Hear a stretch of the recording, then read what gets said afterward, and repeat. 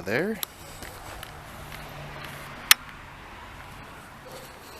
Hopefully, this weekend is the weekend. Get that pretty little thing together. I mean, right now there's nothing inside of it.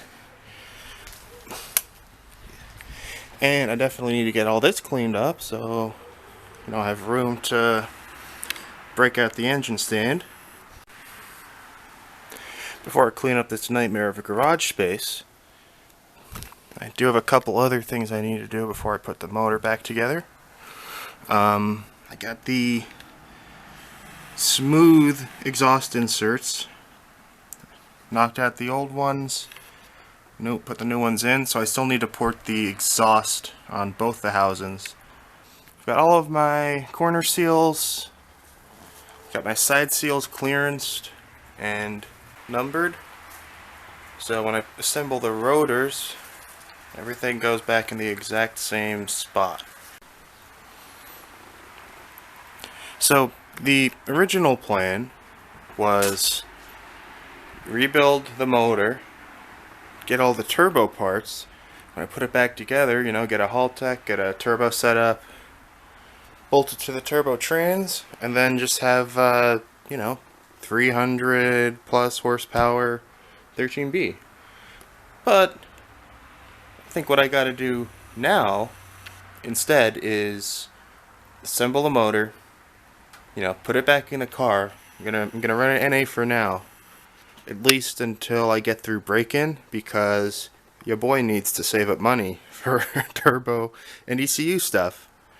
And it's been like over a year since I put this car away, so I would like to have it running before spring. This hasn't really been running at all since we've started doing the channel. That was almost a year ago at this point, but basically, just to give a little background on what this is, it is a 1987 RX-7 base. Well, I think it's base. It's got crank windows, but a sunroof. But it also has 4-pot brakes off of the turbo variant. So yeah, take that motor, throw it in the car. With the turbo transmission, I already got a drive shaft to adapt the turbo trans to the NA rear. Started cutting out the port shape on the second housing here, using a nice carbide cutting bit. Kind of hard to focus on it, but yeah, just making real quick work of the exhaust port here. So this is the surface of the housing itself is actually kinda hardened steel, I guess, but like all the rest of this stuff back here is aluminum, so it's almost like the carbide bit cuts a little too fast for that. But just gotta take it easy, move slow, use a bit of caution. That's it. So I don't got much battery left, so the rest of this I'll probably finish up, clean up tonight. I was hoping to build the rotors today, but I can do that tomorrow morning. That shouldn't take too long since I got all the seals clearanced and organized. So get this done, come back tomorrow, and put it all together. So it has now been a week since I last recorded. I didn't actually make it out on Sunday to wrap up, put everything together. So I brought the rotors home. Actually, I brought everything home, because that way I can give it its last final clean before I put it back together. Now, just a reminder, this is not a tutorial video. This is my first time putting all this together, so I wouldn't really take anything that I do as something you should be doing.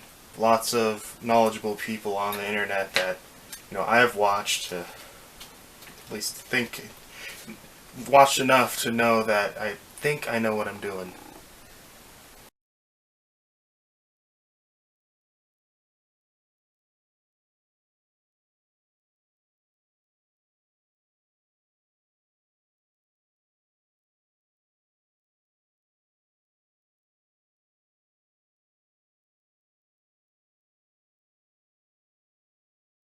Just realized I was talking to myself and not recording. But the corner seals are going in now. Oil seals are seated. It's nice and springy.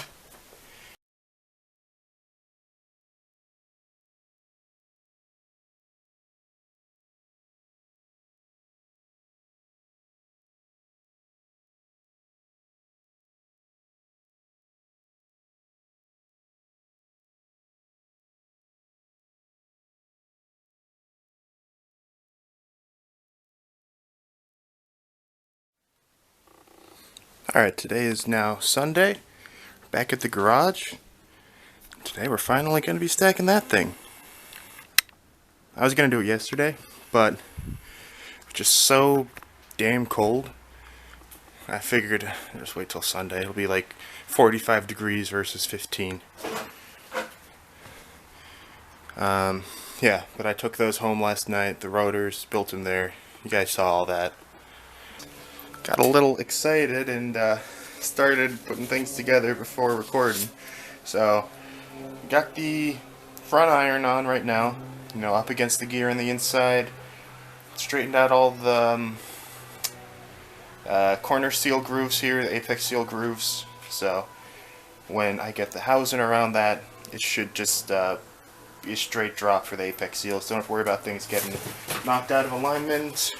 But all I'm doing for that is I got an old piece of apex seal. Just making sure they can fit in at the corners here.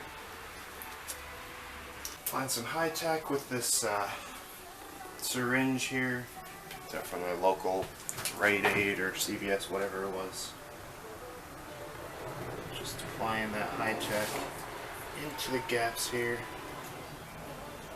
Careful not to overdo it though. We made a mess on the inside.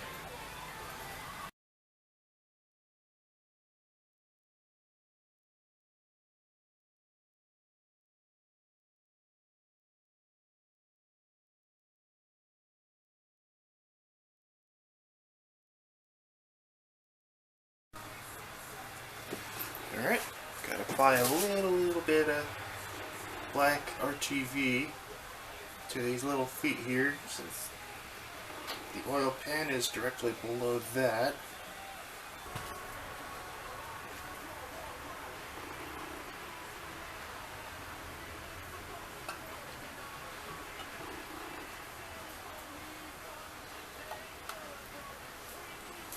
Okay. Stick these dowels in there.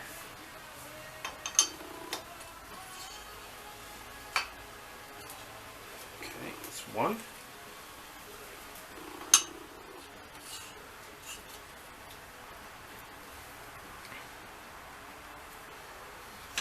That's two.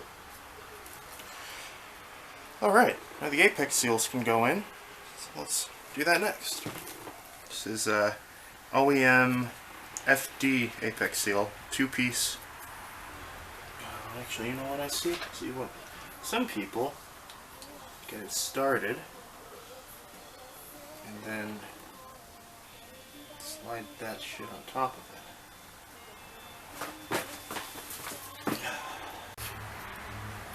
it. Alright, got the first piece of the apex seal in. It's going to be kind of hard to see, especially since this thing can't focus. But you're going to have to believe me. Got the apex seals down in there with the springs. So up next, gotta put the top, or you know what? I think I'm going to prep the iron, the center iron first, before I get those in. Because then, you know, if it's less time sitting in there, less time for them to come back out again. Alright, got the little itty bitty corner here. This groove has to go on top of the spring. So I gotta sneak this in kind of like that.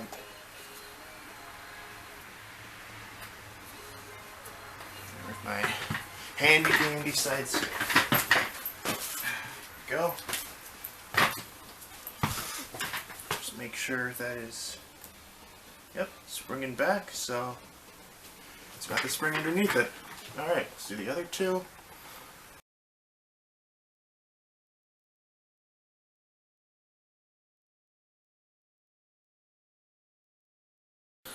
Through the magic of not recording, got the center plate on, sitting nice and flush. Yeah, so that should be the hardest part of the building the actual motor. Still got to pay attention, you know. Can't just turn off my brain now. Before I do anything else, I got these one-piece pineapple raisin dowels. I use the OEM dowels just to get everything lined up, but because of the way that you got to get the center plate on, you can't just put these on to begin with, or else you don't have room to like wiggle around and, you know, finagle that plate on. So pulled out this dowel already, so I got this one. You can see through that one. The reason that has to be open is because oil flows through these dowel pins. Well, just this one specifically. That bottom one is solid. That it's just a solid one-piece dowel, which I got over here. Help with keeps the motor from torquing, especially when you start putting boost into it. That's really how you know, how a lot of motors can fail, or what'll cause other things to fail is the twisting of the block. Because if you can kind of picture, I mean, yeah, you got like all the dowels and bolts that go through it, but like each of these individual plates will twist a little bit when you start throwing a lot of power at it. Now, am I going to be throwing down enough power to really completely justify these? No. But it's good assurance. It's good insurance. You know, I've actually really been looking forward to this part of the build. I test fit them on the irons and the housings, and it's like a really tight tolerance. So this is going to be super satisfying.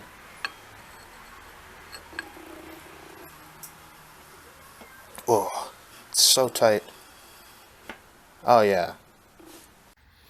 Alright, well, battery on the camera just died, so I guess I'll be filming the rest of this on my phone. Of course, I forgot the batteries again, so don't want to miss this though. Real quick, the way I'm getting these OEM dowel pins out, since they are recessed in there, I got this, I think it's like an M12 bolt. It's not exactly the right thread pitch, but, you know, I can get the threads in far enough to be able to pull the dowel pin out. And I couldn't find the right ones, at least at my local hardware store. So these will do the trick. Of course, I can't do anything with cars without at least one thing going wrong. The fucking bearing is too tight. It won't slide down the E-shaft. Go figure, the one fucking thing I don't check. Bearing clearance. So I guess I gotta figure out how to deal with that. You see, the kicker really is, try to do this with one hand without dropping anything. When I put this the wrong way, gear side down, it fits. It's just, I think what probably happened when they replaced this bearing, it got mushroomed at the bottom here. Like I pushed it in too far almost. So yeah, I'm gonna have to get that fixed. I think for now I'm just gonna throw the housing on, throw the rear plate on, just so I can have everything sealed up, because I'm probably not gonna be able to touch this for like a couple. Like I'm not going to be able to touch this for a while. So I think I'm going to have to take this home, take it apart, put the seals back in the, you know, make sure I don't screw these up or mix them up and then put them in the wrong spot. Yeah, don't always go smooth. It was going way too easy up to this point, so should have figured something was coming.